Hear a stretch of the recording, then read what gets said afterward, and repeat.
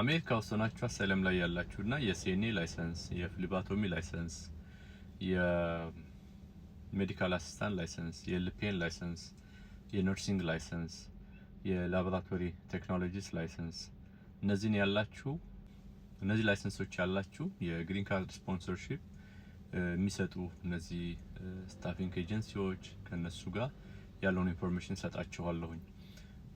ሐሙስ ዕለት ነገ ማለት ነው ማርች 19 8 ላይ ይገባለሁ ላይቭ ላይ ጆይን ብታደርጉ ያለውን ኢንፎርሜሽን ሼር አድርጋችኋለሁ። እንዴት ነው አፕላይ የምታደርጉት፣ የትኞቹ ናቸው ስፖንሰር የሚያደርጉት የሚለውን ዲስከስ እናደርጋለን።